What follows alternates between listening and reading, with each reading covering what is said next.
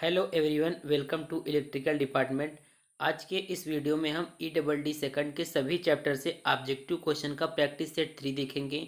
इसके पिछले जो वीडियोस थे हमने उसमें प्रैक्टिस सेट 1 और प्रैक्टिस सेट 2 देख लिया है। तो आप लोगों को पता चल ही गया होगा कि अब आपको एग्ज़ाम में जो है कम से कम 15 दिन का आपको समय मिल गया है।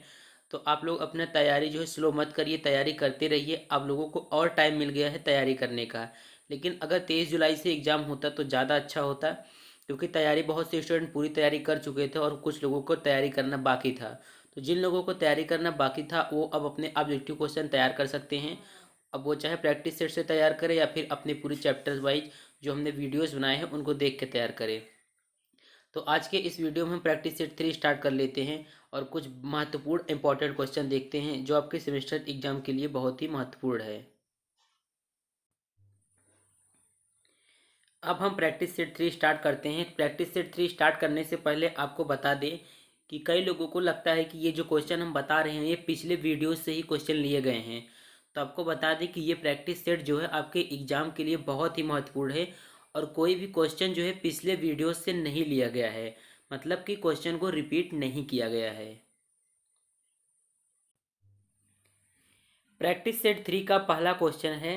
पहला क्वेश्चन कह रहा है कि स्विच बोर्ड के पीछे की जगह इससे कम नहीं होनी चाहिए। तो पहला ऑप्शन है 22.88 सेमी, दूसरा ऑप्शन है 21.88 सेमी, 20.88 सेमी और 20.77 सेमी। तो आप लोग इसका आंसर बताइए कि स्विच बोर्ड के पीछे की जगह कितना होना चाहिए, मतलब किससे कम नहीं होना चाहिए। 22 सेमी से, 21 सेमी से, 20 सेमी से या 20.77 सेमी से। देखिए इस क्वेश्चन का जो आंसर है आपका, स्विच बोर्ड के पीछे की जगह कम से कम 22 सेमी से कम नहीं होना चाहिए। जो स्टूडेंट इंटरनल वायरिंग के जनरल रूल पढ़े होंगे, वायरिंग के सामान्य नियम पढ़े होंगे, उनमें बताया गया है कि स्विच बोर्ड के पीछे की जगह कितना होना चाहिए। तो आपको पता चल गया कि स्विच बोर्ड के पीछे की जगह जो है 22 सेमी से कम नहीं होना चाहिए। तो इसका पहला ऑप्शन जो है वो करेक्ट है। अब हम अगला क्वेश्चन देखते हैं, क्वेश्चन नंबर 2। क्वेश्चन नंबर 2 कह रहा है कि पीवीसी चैनल सरफेस वायरिंग की मुख्य हानि क्या है। पहला ऑप्शन है लागत जो है इसका अन्य प्रणाली की तुलना में अधिक है। दूसरा ऑप्शन है ज्वलनशील और आग का खतरा होता है। तीसरा है अक्सर मेंटेनेंस की आवश्यकता होती है। यह तार बनाने के लिए अधिक मुश्किल होता है। तो इसका आंसर बताइए आप लोग कि पीवीसी चैनल वायरिंग में कि उसका मेन डिसएडवांटेज क्या है। तो देखिए जो पीवीसी चैनल सरफेस वायरिंग होता है उसका मेन डिसएडवांटेज यही है कि ज्वलनशील और आग का खतरा उसमें होता है। तो दूसरा ऑप्शन जो है वो आपका करेक्ट है। अब हम अगला क्वेश्चन देखते हैं। अगला क्वेश्चन है आपका क्वेश्चन नंबर 3। क्वेश्चन नंबर 3 कह रहा है कि किस प्रकार की वायरिंग प्रणाली का उपयोग उन स्थानों पर नहीं करना चाहिए जहां धूप और बारिश का खतरा होता है। मतलब कि किस प्रकार की वायरिंग वायरिंग प्रणाली का उपयोग उन स्थानों पर नहीं करना चाहिए जहां पर धूप और बारिश का खतरा होता है। तो पहला ऑप्शन है आपका क्लीट वायरिंग, दूसरा है बैटन वायरिंग, तीसरा है पीवीसी केसिंग केपिंग और चौथा है मेटालिक कंड्यूट वायरिंग। तो इसका आंसर आप लोग बताइए, जहां पर धूप और बारिश का खतरा होता है वहां पर किस वायरिंग सिस्टम का उपयोग हमको नहीं करना चाहिए। तो देखिए जहाँ पर धूप और बारिश का खतरा होता है वहाँ पर हमको क्लीट वायरिंग का चयन नहीं करना चाहिए, मतलब क्लीट वायरिंग वहाँ पर नहीं करना चाहिए। इसलिए इसमें पहला ऑप्शन जो है आपका वो करेक्ट है। अब हम अगला क्वेश्चन देखते हैं। अगला क्वेश्चन है आपका क्वेश्चन नंबर 4। क्वेश्चन नंबर 4 का रहा है कि मल्टी स्टोरी बिल्डिंग के लिए किस प्रकार का वायरिंग प्रणाली जो है उपयुक्त होता है। मल्टी स्टोरी बिल्डिंग के लिए किस प्रकार का वायरिंग प्रणाली उपयुक्त होता है। तो पहला ऑप्शन है आपका ट्री सिस्टम, दूसरा है रिंग मेन सिस्टम, तीसरा है डिस्ट्रीब्यूशन बोर्ड सिस्टम और चौथा है रिंग मेन सिस्टम और डिस्ट्रीब्यूशन बोर्ड सिस्टम। तो इसका आंसर आप लोग बताइए कि मल्टी स्टोरी बिल्डिंग के लिए किस प्रकार का वायरिंग प्रणाली उपयुक्त है। तो देखिए इसमें जो सही ऑप्शन है आपका डिस्ट्रीब्यूशन बोर्ड सिस्टम जो होता है मल्टी स्टोरी बिल्डिंग के लिए उपयुक्त प्रणाली होता है वायरिंग करने का। तो तीसरा ऑप्शन जो है आपका करेक्ट है। अब हम अगला क्वेश्चन देखते हैं। अगला क्वेश्चन है आपका क्वेश्चन नंबर 5।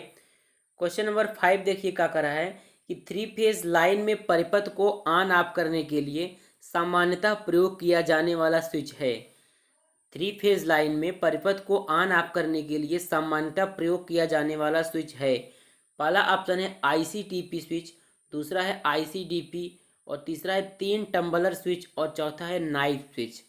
तो इसमें जो आपका सही ऑप्शन है, थ्री फेज लाइन में परिपथ को ऑन ऑफ करने के लिए आईसीटीपी स्विच का प्रयोग किया जाता है।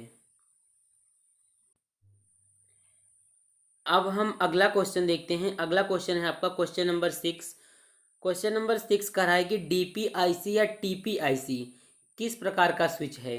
रोटरी स्विच है, मेन स्विच है, टॉगल स्विच है, या फिर आल। तो इसका आंसर बताइए आप लोग कि जो डीपीआईसी या टीपीआईसी स्विच है किस प्रकार का स्विच है। देखिए इसमें जो रोटरी स्विच तो नहीं होगा, ना तो टॉगल स्विच होगा।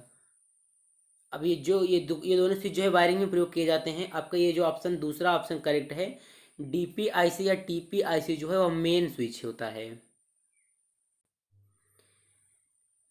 अब हम अगला क्वेश्चन देखते हैं। अगला क्वेश्चन है आपका क्वेश्चन नंबर 7। क्वेश्चन नंबर 7 का रहा है कि इलेक्ट्रोमैग्नेटिक रिले का प्रचालन सिग्नलों द्वारा प्रचालित होता है। एसी सिग्नल द्वारा, डीसी सिग्नल द्वारा, या फिर एसी और डीसी दोनों, या फिर इनमें से कोई नहीं। तो आप लोग बताइए कि इलेक्ट्रोमैग्नेटिक रिले का प्रचालन किन सिग्नलों द्वारा प्रचालित होता है। एसी, डीसी, या फिर एसी एवं डीसी दोनों। तो इलेक्ट्रोमैग्नेटिक रिले का प्रचालन जो होता है एसी डीसी दोनों सिग्नलों द्वारा प्रचालित होता है। तीसरा ऑप्शन जो है आपका वो करेक्ट है। अब हम अगला क्वेश्चन देखते हैं। अगला क्वेश्चन है आपका क्वेश्चन नंबर 8। क्वेश्चन नंबर 8 का रहा है कि एमसीसीबी का पूरा नाम है। पहला ऑप्शन है, इसी प्रकार के क्वेश्चन भी एग्जाम में भी पूछे जाएंगे। ये बहुत बेसिक क्वेश्चन है, लेकिन कई लोगों को इसका फुल फॉर्म नहीं पता होगा। तो आप बताइए कि एमसीसीबी का पूरा नाम क्या है। माउल्डेड केस सर्किट ब्रेकर, या फिर माउंटेड केस सर्किट ब्रेकर, या मेन केस सर्किट ब्रेकर, या फिर मोल्डेड करंट सर्किट ब्रेकर। तो जो एमसीसीबी है उसका पूरा नाम होता है मोल्डेड केस सर्किट ब्रेकर। पहला ऑप्शन जो है आपका वो करेक्ट है।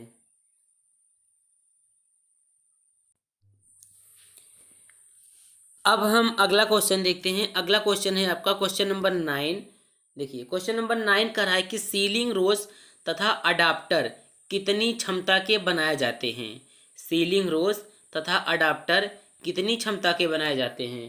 पहला ऑप्शन है 4 ampere 150 volt, 6 ampere 200 volt, 10 ampere 250 volt, 5 ampere 250 volt. तो सीलिंग रोज और अडाप्टर होते हैं आपके, वो 5 एम्पियर 250 वोल्ट की क्षमता के बनाए जाते हैं। तो चौथा ऑप्शन जो है आपका वो करेक्ट है। अब हम अगला क्वेश्चन देखते हैं। अगला क्वेश्चन है आपका क्वेश्चन नंबर 10। देखिए क्वेश्चन नंबर 10 कर रहा है कि 3 पिन प्लग टॉप में अर्थिंग पिन को मोटा रखने का क्या कारण है। आपको पता है कि 3 पिन जो प्लग टॉप होता है उसमें एक पिन जो होता है अर्थिंग का होता है, वह पिन मोटा होता है। तो मोटा रखने का क्या रीजन है। पहला ऑप्शन है कि प्लग टॉप सॉकेट में अच्छी तरह फिट हो सके। दूसरा ऑप्शन है अधिक क्षरण धारा वहन कर सके। तीसरा ऑप्शन है पिनों में भिन्नता दिखाई दे। और चौथा ऑप्शन है इनमें से कोई नहीं। तो इसका आंसर कई लोगों को पता होगा कि अधिक क्षरण धारा वहन करने के लिए सके, इसलिए 3 पिन प्लग टॉप में अर्थिंग पिन जो होता है उसको मोटा रखा जाता है। अब हम अगला क्वेश्चन देखते हैं। अगला क्वेश्चन है आपका क्वेश्चन नंबर 11। देखिए क्वेश्चन नंबर 11 का रहा है कि निम्न में से कौन सा वायरिंग अधिक समय तक चलता है। तो पहला ऑप्शन है आपका क्लीट वायरिंग अधिक समय तक चलता है, केसिंग केपिंग वायरिंग, तीसरा है बोथ दोनों, या फिर इनमें से कोई नहीं। तो आप बताइए कौन सा वायरिंग जो होता है अधिक समय तक चलता है। आपने केसिंग केपिंग वायरिंग देखा होगा। केसिंग केपिंग वायरिंग जो होता है अधिक समय तक चलता है, मतलब इसका जीवन काल जो होता है अधिक होता है। तो दूसरा ऑप्शन जो है इसमें से करेक्ट है। अब हम अगला क्वेश्चन देखते हैं। अगला क्वेश्चन है आपका क्वेश्चन नंबर 12। क्वेश्चन नंबर 12 का रहा है कि किस वायरिंग की दक्षता अधिक होती है। किस वायरिंग की दक्षता अधिक होती है। पहला ऑप्शन है casing capping wiring, cleat wiring, both of above, या फिर इनमें से कोई नहीं। किस वायरिंग की दक्षता अधिक होती है। ये सभी क्वेश्चन जो है बिल्कुल बेसिक टाइप के क्वेश्चन है वायरिंग से संबंधित। इन क्वेश्चन को हमने पिछले वीडियोज़ में नहीं लिया था, तो इस वीडियो मतलब कि जो प्रैक्टिस सेट है इसमें इन क्वेश्चन को लिए हैं। तो बताइए, इसमें जो केसिंग केपिंग वायरिंग होता है उसकी दक्षता क्या होती है? अधिक होती है। इसका जीवन काल अधिक होता है तो इसकी दक्षता भी क्या होती है? अधिक होती है। अब हम अगला क्वेश्चन देखते हैं, क्वेश्चन नंबर 13। क्वेश्चन नंबर 13 कह रहा है कि 7/25 केबल का क्या अर्थ है? 25 SWG स्टैंडर्ड वायर गेज के 7 तार, 7 SWG के 25 तार, 7/20 SWG के 7 तार, या फिर इनमें से कोई नहीं। तो बहुत ही केबल से संबंधित क्वेश्चन है ये। 7/25 केबल का क्या अर्थ होता है? तो 7/25 केबल का अर्थ क्या है?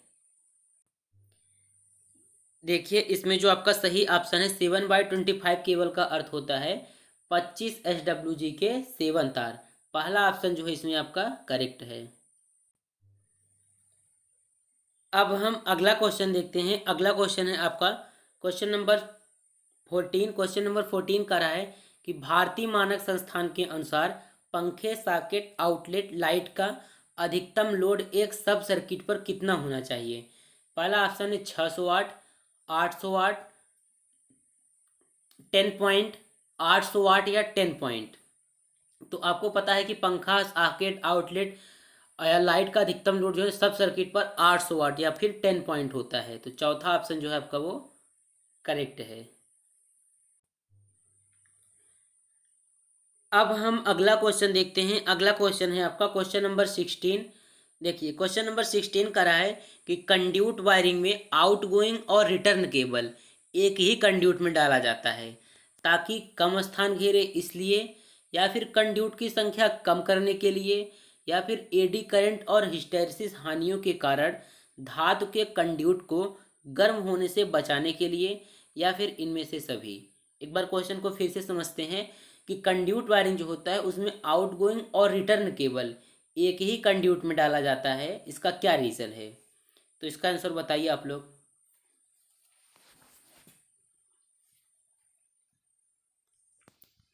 देखिए, जो कंड्यूट वायरिंग होता है उसमें आउटगोइंग और रिटर्न केबल एक ही कंड्यूट में इसलिए डाला जाता है ताकि एडी करंट और हिस्टैरिसीस हानि जब हो तो धातु के कंड्यूट को गर्म होने से बचाया जा सके। तीसरा ऑप्शन जो है आपका इसमें से वो करेक्ट है। अब हम अगला क्वेश्चन देखते हैं। अगला क्वेश्चन है आपका क्वेश्चन नंबर 17।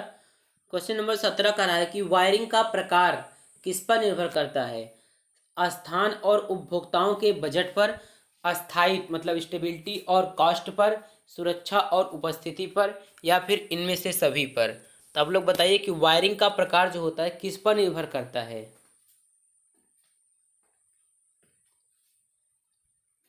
देखिए, वायरिंग का प्रकार जो होता है उपरोक्त जो तीनों पॉइंट दिए गए हैं उस पर निर्भर करता है। तो इसमें चौथा ऑप्शन जो है आपका वो करेक्ट है। अब हम अगला क्वेश्चन देखते हैं। अगला क्वेश्चन है आपका क्वेश्चन नंबर 18। करा कि ISI के अनुसार पाइप अर्थिंग के लिए गैल्वनाइज्ड युक्त लोहे के पाइप का आंतरिक व्यास का न्यूनतम आकार होता है।